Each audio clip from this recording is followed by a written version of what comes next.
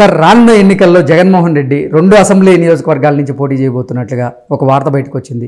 ఒకటేమో పులివెందుల నుంచి, ఇంకొకటేమో ఉత్తరాది ప్రజలను ఆకట్టుకునేందుకు ఆయన విశాఖ నుంచి కూడా పోటీ చేయబోతున్నారు అంటూ కూడా ఒక వార్త వచ్చిన నేపథ్యంలో ఏంటి సార్, కేసీఆర్ లాగా జగన్మోహన్ రెడ్డి కూడా 2 చోట్ల పోటీ చేసే అవకాశం ఉందా అంటే ఏం చెప్తారు సార్? బహుశా ఉండకపోవచ్చు. ఎందుకంటే పులివెందుల నియోజకవర్గం నుంచి అతను తప్పకుండా గెలుస్తాడు. ఒకవేళ వేవ్ లేకపోయినా, వేవ్ ఉన్నా, అతనికి వ్యతిరేక పవనాలు ఉన్నాయి, కానీ ఆడ పులివెందులనేమో అతను గెలుస్తాడు. అందులో ఏమన్నా సందిగ్ధత ఉంటే ఇంకొక నియోజకవర్గం ఎన్నుకుంటారు. కాకపోతే రాజకీయ స్ట్రాటజీకి ఏమైనా అక్కడ కంటెస్ట్ చేసినా ఇదేం వదిలిపెట్టలేడు కదా, పులివెందులు అయితే వదిలిపెట్టలేడు. కాబట్టి అది ఉంటుంది అని నేను బహుశా అన్నాను. అంటే పులివెందులు మీరు చెప్పినట్లుగా ఇప్పటికే వ్యతిరేక పవనాలు వీస్తున్నాయి. పులివెందుల ప్రజలు జగన్మోహన్ రెడ్డి మీద పోరాటానికి సిద్ధమయ్యారు, తిరగబడేందుకు సిద్ధమయ్యారు అంటూ కూడా కొన్ని వార్తలు వస్తున్నాయి. అందులో భాగంగానే మా గోడు వినండి సార్ అంటూ కూడా కొంతమంది పులివెందులకు సంబంధించినటువంటి ప్రజలు వాళ్ళ సమస్యలను జగన్మోహన్ రెడ్డికి విన్నవించుకునేందుకు వెళ్ళినప్పటికీ ఆయన పెడచెవన పెట్టిన వెళ్ళిపోయిన పరిస్థితి ఉంది. సో వీటన్నింటినీ బేరీజ్ వేసుకుని నిజంగా పులివెందుల్లో జగన్మోహన్ రెడ్డికి వ్యతిరేక పవనాలు వీస్తున్నాయి. ఈసారి అక్కడ ఓడిపోబోతున్నారు. మొన్న జరిగినటువంటి స్థానిక సంస్థల ఎన్నికల్లో కూడా టీడీపీకే ఎక్కువ మెజారిటీ వచ్చింది. గతంలో కంటే కూడా ఎక్కువ ఓట్లు వచ్చినాయి. అంత వచ్చిండొచ్చు, కానీ ఇప్పటికైతే ఆ స్థానంలో వేరే వాళ్ళు గెలిచే పరిస్థితి లేదులేండి. వాళ్ళు అతన్ని నిలిస్తే మాత్రం అతనే గెలుస్తారు. ఒకవేళ ఇవన్నీ ఉండొచ్చు, స్క్రిమిసెస్ నేను కాదనడం లేదు. ఎందుకంటే ప్రజలతో కలవలేదు, మమ్మల్ని ఇక్కడ వచ్చినా మమ్మల్ని కలవలేదు అనేటి ఇటువంటివి ఉంటే ఉండొచ్చు. బహుశా వివేకానంద రెడ్డి హత్య విషయం అయితేనేమి ఇవన్నీ ఉంటాయి. ఉండినా కానీ అక్కడేం అతను ఓడిపోయే పరిస్థితి ఉండదులేండి. అంటే ఇక్కడ తెలంగాణ వచ్చినప్పుడు ఆయన సిట్టింగ్ ఎమ్మెల్యేలకే మళ్ళీ సీట్లను కేటాయించినారు. ఈ ఎన్నికల్లో కూడా కేటాయించినప్పుడు ఇక్కడ ఓడిపోయినారు కదా చాలామంది. అందుకని కొందరిని మారిస్తే బాగుంటుంది అని చెప్పి ఆలోచన వచ్చిండొచ్చు. అక్కడ అందరినీ పాత్రలోనే పెడితే వాళ్ళ మీద ఉండే అసంతృప్తి కానీ, ప్రభుత్వం పట్ల ఉండే అసంతృప్తి కానీ రెండు కలిస్తే కనుక ఇబ్బంది కలుగుతుందని ఏదో ఆలోచన చేసి మారుస్తుండొచ్చు.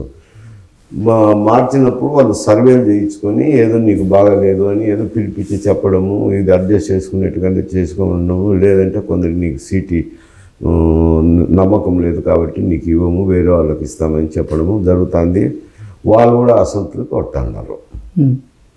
ఓకే, అంటే 10-20 మందిని మారిస్తే అసలు అది పెద్ద చర్చగా ఉండదు. కానీ దగ్గరగా 92 మంది ఎమ్మెల్యేలను, సిట్టింగ్ ఎమ్మెల్యేలను మార్చబోతున్నారు జగన్మోహన్ రెడ్డి అంటూ కూడా ఒక వార్త ఇప్పుడు సోషల్ మీడియాలో చక్కర్లు కొడుతూ ఉంది. అంటే 92 మంది ఎమ్మెల్యేలను మార్చడానికి కారణం అంటే ప్రజల్లో వ్యతిరేకత ఉంది అసలు సీఎం మీద, లేదంటే ఇటు ఎమ్మెల్యేల మీద అంటే ఏం చెప్తారు సార్?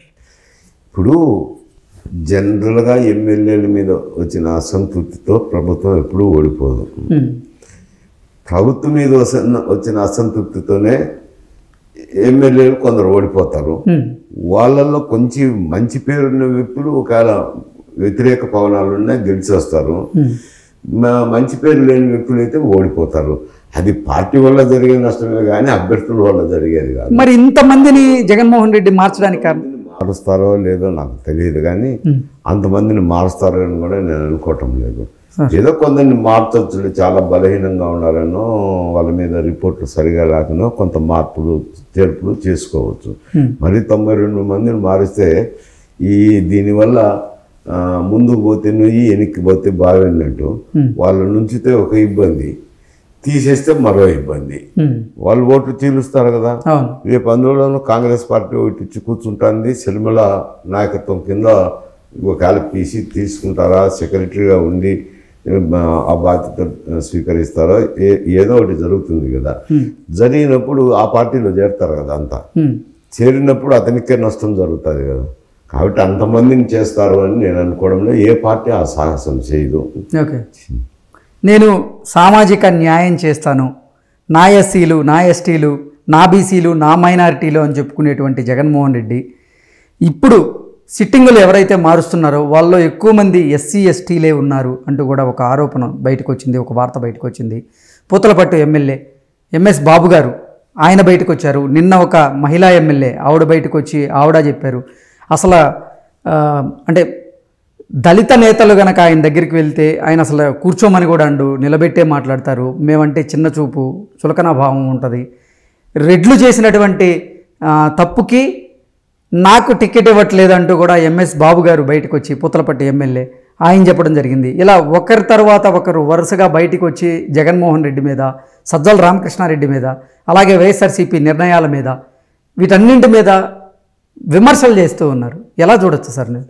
ఇప్పుడు సీట్లు అదే చెప్తుంది కదా, మారిస్తే ఒక సమస్య, మారకపోతే ఒక సమస్య. మార్చినప్పుడు తప్పకుండా ఏం మా వల్లనే పార్టీ ఓడిపోతుంది, మీ వల్ల కూడా కదా అని వాళ్ళు చెప్పడంలో అర్థం ఉంది. లేదు, ఒక ఎమ్మెల్యే వల్లనే పార్టీ ఓడిపోదు.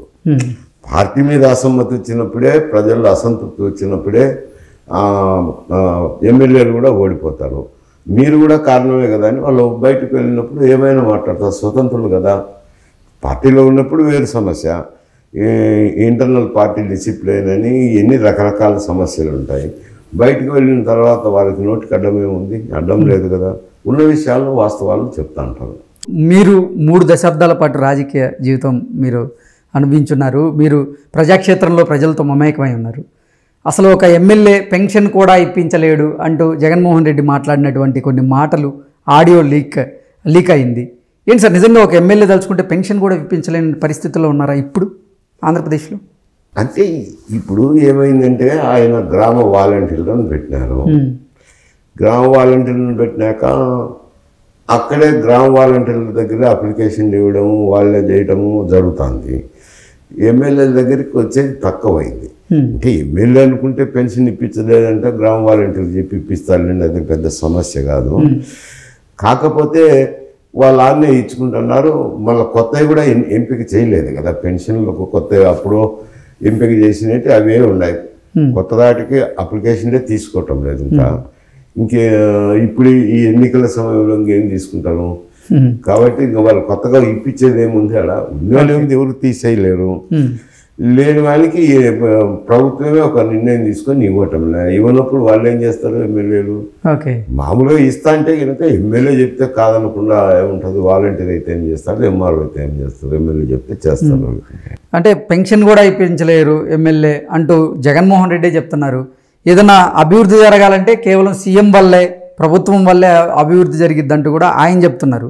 కానీ ఇక్కడ క్షేత్రస్థాయికి వచ్చేసరికి మాత్రం మీ వల్లే ప్రతి నియోజకవర్గంలో ఉన్నటువంటి ఎమ్మెల్యేని టార్గెట్ చేస్తూ మీకు ప్రజా వ్యతిరేకత ఉంది, మీరు మంచివారే అంటూ వాళ్ళకి అసలు నెక్స్ట్ వచ్చే ఎన్నికల్లో సీట్ లేదు అంటూ తేల్చి చెప్తున్నారు. ప్రజా వ్యతిరేకత ఉంది, లేకపోతే ప్రభుత్వం మీద వ్యతిరేకత ఉంది కేవలం జగన్మోహన్ రెడ్డి మీద. కానీ ఆయన ఏంటంటే ఎమ్మెల్యేల మీద వ్యతిరేకత ఉందని వాళ్ళని బీకేసే ప్రయత్నం. అంటే ఒక పక్క ఆయనే చెప్తున్నారు ఎమ్మెల్యేలు పెన్షన్లు కూడా ఇప్పించలేరు, ఏం చేసినా నేనే చేస్తానని. మళ్ళీ ఇప్పుడు వ్యతిరేకత ఉందేమో ఎమ్మెల్యేల మీద అన్నట్లుగా ఆయన మాట్లాడుతున్నారు. దీన్ని ఎలా చూడొచ్చు? అంటే ఆయన మాట్లాడే విధానం సరిగా లేదు. ఎందుకంటే గ్రామ వాలంటీర్లను పెట్టినప్పుడు గ్రామ వాలంటీర్లు వాళ్ళు ఏదో కింద మీద పడి చేయటమో పడుతున్నారులేండి. ఎమ్మెల్యే దగ్గరికి తక్కువగా వస్తున్నారు, ఎమ్మెల్యే దగ్గరికి సమస్యలు తీసుకుని తక్కువ వస్తున్నారు. వచ్చినప్పుడు వ్యవస్థను నేనే పెట్టాను, వ్యవస్థకు జీతాలు ఇస్తాను, అది నేనంటే ఆయన సొంత ఇంటి డబ్బు ఇవ్వడం లేదు కదా. ప్రజలు కట్టిన పన్ను నుంచి తీసి ఇవ్వాల్సిందే. కానీ ఏదైనా కానీ పెన్షన్లు ఇవ్వాలన్నా, సంక్షేమ పథకాలు అభివృద్ధి చేయాలన్నా, వాళ్ళకు వాలంటీర్లకు డబ్బులు ఇవ్వాలన్నా ప్రభుత్వం ఇస్తుంది. కానీ ప్రభుత్వ డబ్బు తన డబ్బు అనుకోవడం అది అహంకారం అంటారు. ఆయన కించపరచడం అవుతుంది. ఆయన ఎమ్మెల్యేలు కించపరచడం వల్ల జరిగేది నష్టం అతనికే తగ్గుతుంది తుదకు. కానీ ఎమ్మెల్యే పని అది చేయలేదని వాళ్ళని ఎమ్మెల్యేలను అహంకారపూరితంగా మాట్లాడితే నష్టం జరిగేది పార్టీకే కదా. అది తెలియక పడుతున్న విద్య అంతే. ఇప్పుడున్నటువంటి కొంతమంది సిట్టింగ్ ఎమ్మెల్యేలకేమో జగన్మోహన్ రెడ్డి మొండి చేయి చూపించబోతున్నారు. అలాగే కొంతమంది ఎమ్మెల్యేలకేమో స్థానచలనం చేయబోతున్నారు. ఒక నియోజకవర్గంలో గెలిచిన వాళ్ళు ఇంకో నియోజకవర్గంలో పోటీ చేయించేలాగా ప్లాన్ చేస్తున్నారు. అలాగే కొంతమంది ఎంపీలను ఎమ్మెల్యేలాగా, ఇప్పుడున్నటువంటి ఎమ్మెల్యేలలో కొంతమందిని ఎంపీలాగా పోటీ చేసే దిశగా ఆయన ఆలోచన చేస్తున్నారంటూ కూడా ఒక వార్త బయటకు వచ్చింది. దానివల్ల అయినా అసలు ఉపయోగం ఉండే అవకాశం ఉందా సార్? ఇవన్నీ పెద్ద నష్టం జరిగినాక పెద్ద ఉపయోగపడే చర్యలు కాదులేండి. ఏదో ఎక్సర్సైజ్ చేస్తారు. కొందరు ఎమ్మెల్యేలు ఎంపీలుగా పంపించే ఆనవాయితీ ఉంది, ఎంపీలు ఎమ్మెల్యేలుగా వచ్చే ఆనవాయితీ ఉంది. అది దాని గురించి పెద్ద చేయాల్సిన అవసరం లేదు. ఇది మొత్తం మీద అయితే పార్టీ మీద అసంతృప్తి ఉంది. దానికి తోడు ఎమ్మెల్యేల మీద కూడా ఏం పాపం వాళ్ళు ఏం చేసే పరిస్థితి లేదు కదా. ఏమైనా పనులు చేయిద్దామనుకుంటే రాష్ట్ర ఖజానాలో డబ్బులు లేవు. సరే ఏదో చిన్న చిన్న పనులకు ఏదన్నా ఎంఆర్ఓలకు చెప్పే పనులకు ఆ వాలంటీర్లు చేస్తున్నారు. వాళ్ళని నిందించి ఏం ఉపయోగం? జగన్మోహన్ రెడ్డి గారు ఆయనకు కించపరుచుకున్నట్టు అవుతుంది.